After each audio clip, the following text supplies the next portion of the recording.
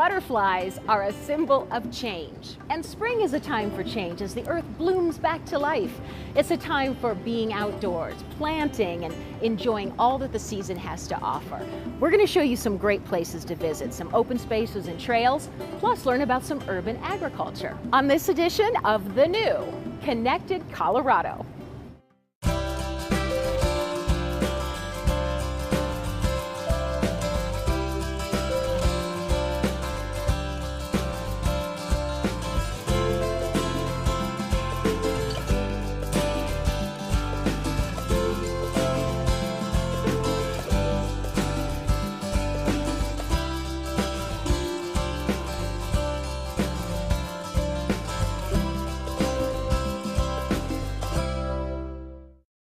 Hi, I'm Wendy Brockman. We're here at the Butterfly Pavilion in Westminster.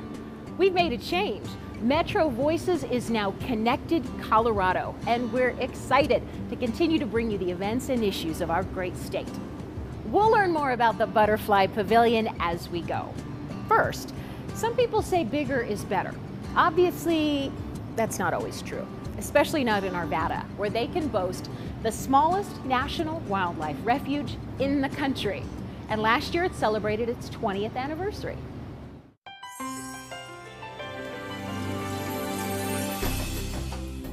Tranquility and an abundance of wildlife fill the 72 acres known as Two Ponds National Wildlife Refuge. It's a place where people, too, can soak up nature and reflect upon the beauty of this little piece of land, comparatively untouched by modern human progress. It exemplifies nature at its very best. Look at the green around us. Look at the trees around us. We can hear the birds while we're here. It's nature at its very best, and it's right in the middle of our city. Located just south of 80th Avenue in Arvada, Two Ponds is the smallest urban wildlife refuge in the nation. And in 2012, it celebrated its 20th anniversary as a refuge. History tells us that the refuge would not have come into being without grassroots citizen involvement. The event gave local and national leaders a chance to rededicate the refuge. It gave hikers a chance to explore its trails. So y'all ready? And artists an opportunity to draw on its beauty for creative inspiration. Over the 20 years, it's really blossomed into a wonderful wildlife habitat community for many people and wildlife alike. But Two Ponds wasn't always slated to become a refuge. In 1990, a battle over the land's use divided many, when neighbors learned a developer planned to build homes and professional buildings here. So that meant that one of the ponds was going to be completely filled in along 80th there. And the neighbors were concerned about this and came together first as citizens and then started involving other groups to prevent this from happening. This plan is presented as a disaster. It ensued in a 2-year battle with the developer, with city planning, and with the city council to arrive at making this the Two Ponds National Wildlife Refuge. The grassroots effort drew national media attention. It's not easy for citizens groups to beat entrenched political and financial interest, but it is possible. Citizens formed the Two Ponds Preservation Foundation. The U.S. Fish and Wildlife Service got involved, and with time, victory was declared. The right side won. I think, well, let's put it that way. The right side won because this beautiful place is here today, and it is such an important part of our community. Funding to establish Two Ponds as a National Wildlife Refuge in 1992 came in part through the Emergency Wetlands Relief Act of 1986. Within a few years, additional land was added to the original 13 acres. And thus we had the completion of Two Ponds, which right now is about 72 and a half acres of land, sitting right here in the middle of Arvada, that people hardly even know about, but it's a great place to come. Today, it is managed by the U.S. Fish and Wildlife Service, but the Two Ponds Preservation Foundation, including founding members like Rich Feely, continues to play a huge role. The foundation fosters and funds educational opportunities and improvements to the refuge, such as providing money to build bridges over 2 canals, and provides countless volunteer hours. Councilmember Marc, an avid hiker, enjoys 2 ponds as much as anyone and often leads groups along the trails. I feel enriched after I'm here at the Wildlife Refuge. My day goes better.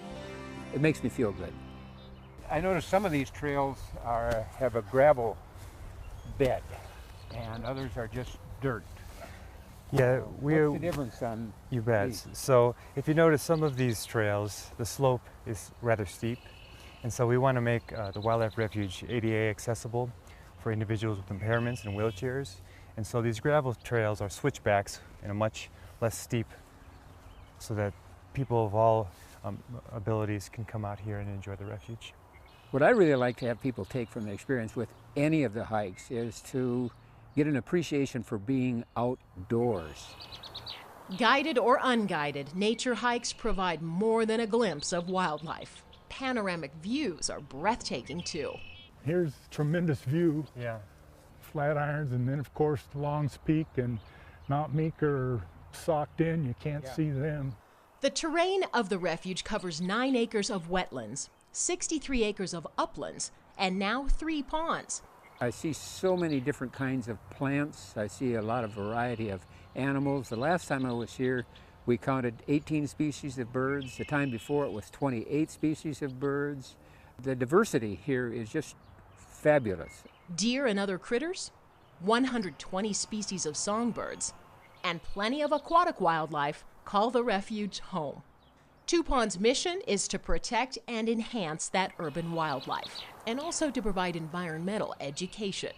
We reach over 15,000 people a year and over 2,000 kids through environmental education programs, hiking tours, and nature program activities. Plenty of big accomplishments in just 20 years. And plans for more in the future, as the nation's smallest urban wildlife refuge continues to inspire its visitors. We're back at the Butterfly Pavilion, and joining me now is Amber Partridge and my new buddy here. How's he doing? He's doing good. He He's likes just you. chilling in my hair. Exactly. For people who haven't been to the Butterfly Pavilion, what is this place? Why should people come see it? So the Butterfly Pavilion is an invertebrate zoo focused on conservation of invertebrates and their habitats around the world.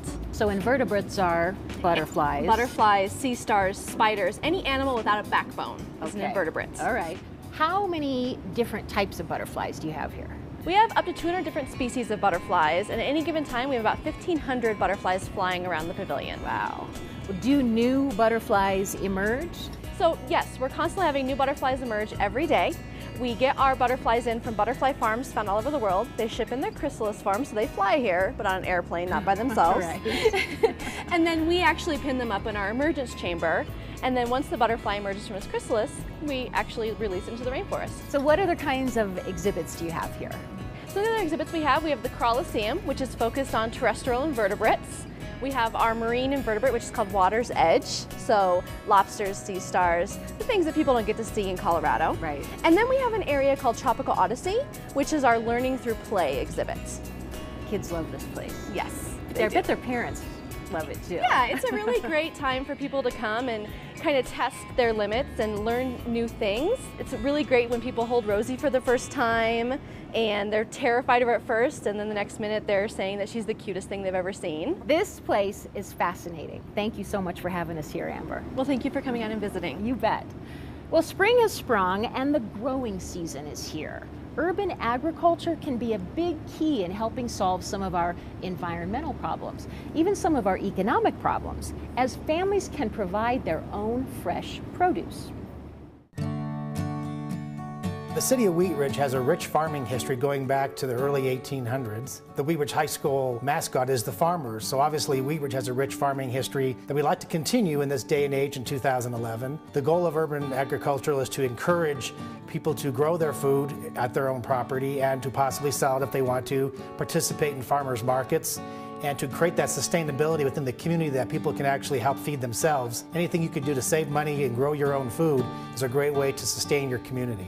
In Wheat Ridge, urban agriculture is important because it is a great part of our heritage. Wheat Ridge was a farming community who supplied all the food to the gold fields and to area restaurants and shops for quite a long time. It's also important too in this day and age of increasing sustainability to have locally grown food that's fresh, that's healthy. It also gets you out in the yard, gets you exercise. When you're out working in the garden, you meet your neighbors. It just really is beneficial in so many different ways. So obviously Wheat Ridge has a fantastic agricultural background, and what's really exciting about what we've done right now is the beginning of creating a community-based infrastructure to allow for the production and delivery of local food, high-quality food.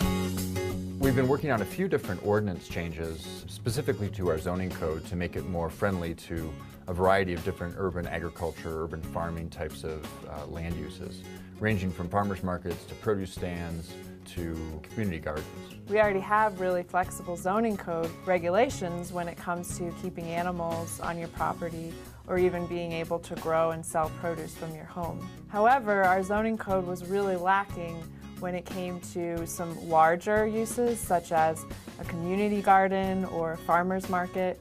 These uses really just weren't addressed in the code at all. So what the city started doing about a year ago was researching different ways to regulate those kinds of uses so that we can really encourage them in the city and make it clear where they are allowed. The result is that we have a pretty comprehensive ordinance that addresses a category we call urban gardens, and that would include community gardens as well as some more smaller scale farming type activities where you might have what you call community supported agriculture, where a group of people grow produce that then residents can buy shares of and have access to that food that's been grown right here in Wheat Ridge. We took a hard look at ways that we could improve our zoning code to make sure that we're being supportive of urban farming and really want to be on the leading edge in Colorado of allowing a variety of urban farming activities.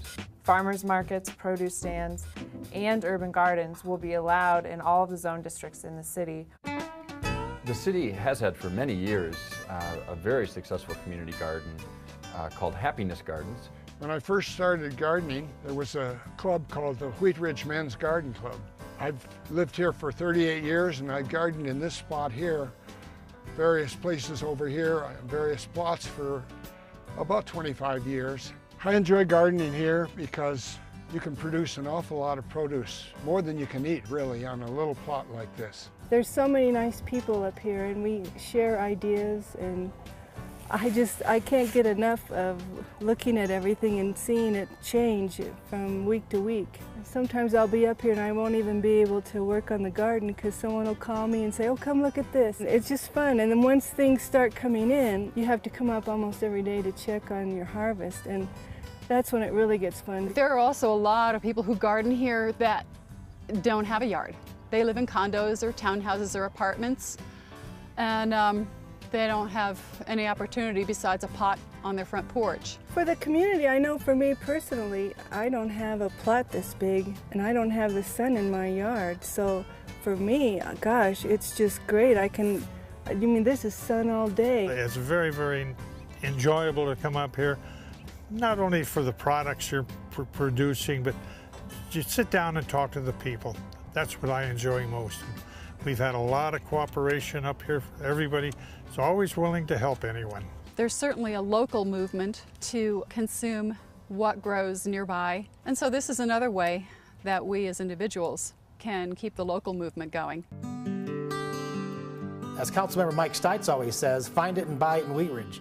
Within the next year or two, our goal is to see people buying fresh fruits and vegetables within the city of Wheat Ridge at farmers markets, produce stands, and urban gardens. Certainly engaging individuals in our community in agriculture, getting outdoors, working, and being connected to our food sources is extremely valuable. Growing local food obviously allows it to be a high quality food source, oftentimes organic and obviously fresh. In a big way, what the city is doing right now is going to provide for an economic infrastructure to be built up around this as well that will help local citizens exercise some of their entrepreneurial energies into agriculture.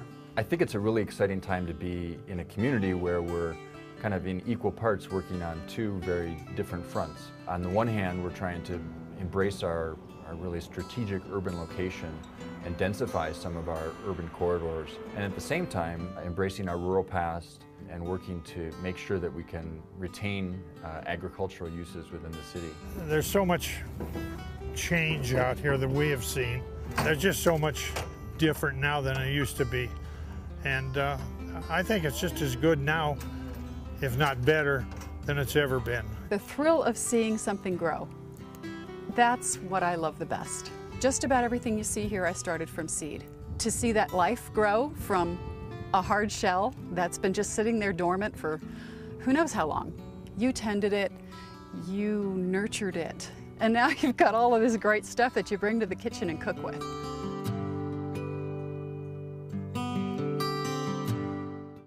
Colorado is not known for its starfish, except maybe here at the Butterfly Pavilion. But Colorado is known for its outdoor lifestyle, including bike riding. Did you know there are dozens of places to ride your bike just in Lakewood? We'll show you some of the popular and not so well-known places to push your pedals this spring and summer. Colorado is known for its outdoor activities, including bike riding, but you don't have to head up to the mountains to enjoy it. You can push your pedals through miles and miles of bike trails right here in Lakewood. And the best part is, there's something for everyone, whether you're taking the family out for a scenic ride or hitting the single track with your friends. Today I'll show you some of the more popular trails around town and introduce you to some that you might not have even known were there. Before you go on any bike ride, whether it's 1 mile or 100 miles, there's a few safety things you need to know. First, always wear a helmet. Even the most experienced bike riders wear them because out on the trail, you never know what's going to happen. Second, you want to make sure to take along some water, whether in a water bottle or a hydration pack like this. Riding is a good workout and you want to keep hydrated, especially on a hot day. Also, if it's been a while since you took your bike out of the garage, give it a quick checkup. Make sure the tires have air, the chain is greased, and the brakes work. Now you're ready to hit the trails. Let's start here in Bear Creek Lake Park, just off of C470 and Morrison Road. Bear Creek Lake Park has 20 miles of mixed use and paved trails. Let's take a look at them firsthand.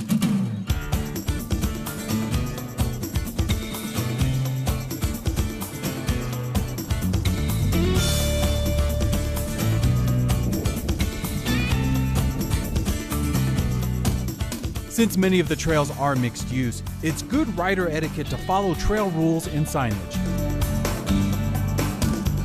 Really fun, low traffic, very safe. Everybody's really friendly, and there's a ton of stuff to ride. We just really wanted to get out and get some road biking in with our daughter. She's new, and we needed a safe place with some fun loops that you could put down and have a good view, and it's close to the house.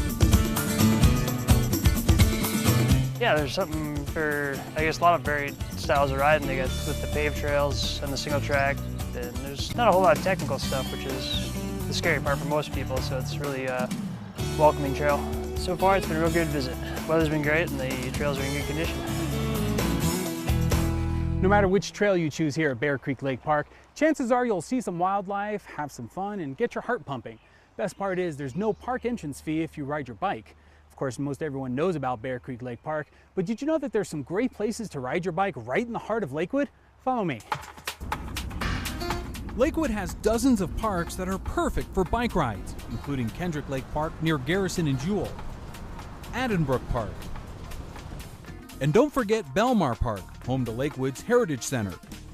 Here, you can take a ride past the amphitheater, and then take a break to take in some Lakewood history. The Bear Creek Greenbelt is another popular bike riding destination in Lakewood. Located in the south end of town just east of Bear Creek Lake Park, the Greenbelt is home to 340 acres of wilderness and wildlife, as well as the historic Stone House. You know, it's a good idea to take a break every once in a while and hydrate when you're out riding. If you're looking for something a little more challenging, let's switch gears and head over to a popular mountain bike area, William F. Hayden Park on Green Mountain. With more than 2,400 acres of open space and 12 miles of bike trails, William F. Hayden Park on Green Mountain is the second largest park in Lakewood. The bike trails here on Green Mountain are almost exclusively single track, which means they're narrower and a bit more technical due to the dirt, rocks, and tree limbs that pop up from time to time. So if you're going to ride these trails, you're going to need a bike with fatter, knobby tires. This is about as close to full-on mountain biking as you can get without leaving Lakewood. This will really get your heart pumping. Coming up the mountain is great for intermediate, not too technical, but it'll burn your lungs. I like the terrain up here on Green Mountain. I like being able to see everywhere. Trails are great condition. Once you've made the climb to the summit of Green Mountain, you're rewarded with stunning views of Lakewood and Denver to the east and the peaks of the Rocky Mountains to the west. And then it's all downhill from here.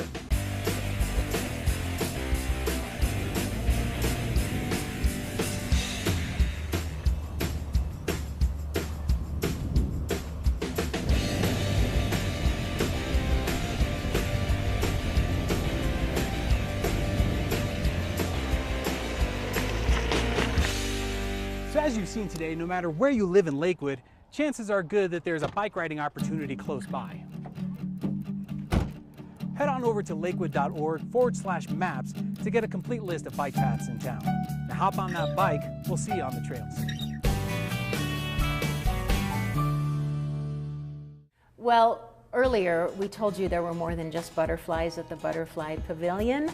Lois, the zookeeper, is here to introduce us to Rosie. We mentioned her earlier. Tell me about Rosie. Okay, well, Rosie is a Chilean rose-hair tarantula. Okay. She would not be living here in the United States. She would be from Chile, South America. Okay, now and I've agreed like to do this because I trust you. To experience what it feels like to have one of these gentle creatures on your hand. Wow, she really is gentle. Yeah. She's very soft. Now, she does have 8 eyes located right up here on the top, which you can see. They're kind of in a cluster. However, all she sees is shadows. And she also has no ears. So when I put my hand up in front of her, she sees a shadow, and that's what should make her stop. She gets all of her information through her feet. That would be taste, smell, and vibration. And so she's not going to give you any problems. So getting her back, did you notice I just touched her back foot, and back she comes. And she did it. She is amazing. Lois, Yes. thank you so much. You are very welcome. I touched Rosie. You did, I get and a you sticker. get now bragging rights. Yep. I held There Rosie. you go. Thank you. We've shown you butterflies. We touched a tarantula. Now we're going to touch a sea star. Give it a little pet. We've also shown you some agriculture and some of the great outdoors. Now let's take a look at an historic farm that has been turned into a natural area for everyone to enjoy. It opened to the public recently on a cold day. It's Metzger Farm Open Space. We are celebrating 10 years worth of work to open Metzger Farm Open Space to the public. Today's celebrating the opening of the trails, the fishing dock, the wildlife viewing dock. Even though it's a crazy day as far as weather, it's been a really fun get-together. Back in 2005, both communities came together to create the Broomfield Westminster Open Space Foundation, and that is co-owned by City and County of Broomfield and the City of Westminster. And the foundation purchased the Metzger Farm property in 2006 and co-manages it. The other unique part that you watch, as Mayor Nancy would attest this, so the City Council member, is how well staffs work together across communities. You know, I've seen it work on US 36. You know, the cooperation is unbelievable. And on this one, I watched it firsthand too. So thank you very much from the staffs of Westminster and Broomfield. Really, the idea for purchasing this open space started back in 2002 with Westminster's Open Space Committee and Broomfield's Open Space Committee. We had a joint meeting. Both groups brought this site up as something that we should try to purchase together jointly. Great Outdoors Colorado gave us a $500,000 grant for the property, and Adams County Open Space contributed over $1.5 million to the purchase price. Well, one of the things that truly makes Broomfield unique is the fact that we have a 40% open lands goal, and that goal is achieved by buying open space in Broomfield and including buying joint acquisitions like we've done here. This helps us achieve the goal of having a lot of open space or trails for Broomfield and its community. It could be a Walmart, it could be a Whole Food store. It's not. It is open space. And I also want to particularly thank the Metzger family, you know, for their efforts they put here. They gave some wonderful stories. I'm sure they'll share some this afternoon with us about growing up on the Metzger farm and what it meant. We look forward eagerly to the continued fulfillment of the preservation. Welcome everyone, come back often, and it's a great day. Thank you. John Metzger, a former Colorado Attorney General, purchased this property in 1943, and it functioned as a working farm through the 1950s. The City of Westminster would like to thank the Metzger family and the City and County of Broomfield for your collaboration. We are so excited that this day finally came.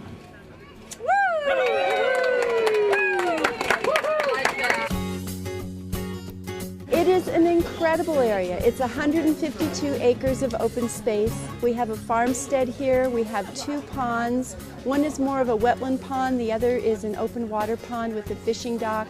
What I love best about Metzger is that it really blends history with nature in such a wonderful way. And I think for particularly young kids in our cities these days, they don't get this experience that often to see this kind of a landscape. So I think it's a very special property for both communities. You know, to have this open space with a, fishing pond here and hiking and bike riding and gathering place for picnics and a place to learn about history and learn about farming, it's a tremendous resource for both communities that we'll enjoy for decades to come. With its lakes and trees and open fields and wildlife, the natural beauty of the place is clearly evident, and I have no doubt that natural resources experts view it as a place of remarkable ecological diversity and abundance.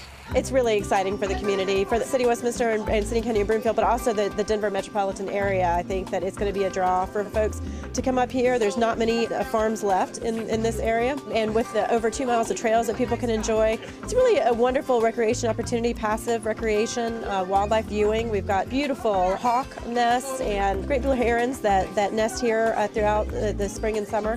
So it's a wonderful opportunity to come out and enjoy the wildlife.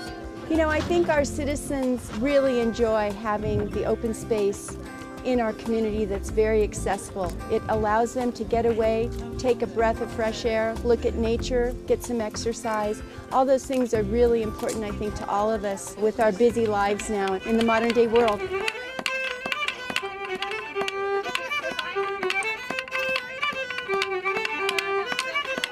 It's pretty amazing. It's snowing today. It's got to be 32 degrees, and the fact that we had probably 100 people here today speaks a lot about both Westminster and Broomfield and the hardy souls we have here, but it also shows how important of an event this is. 2 communities deciding to buy open space and build trails together is a pretty big deal.